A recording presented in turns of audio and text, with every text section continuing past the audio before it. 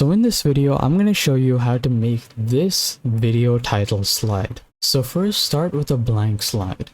Then go to Insert, Video, and Stock Videos. Then insert the stock video of your choice.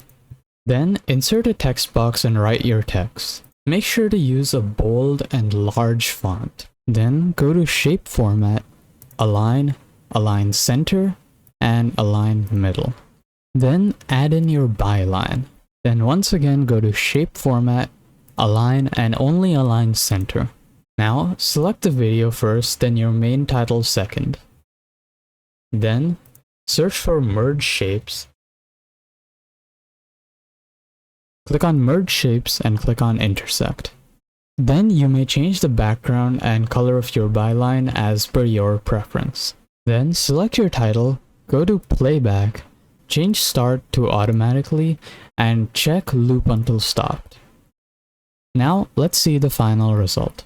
So if you did find this video helpful or useful, make sure to like and subscribe to stay updated with more video tutorials, tips, and tricks on PowerPoint. Stay tuned.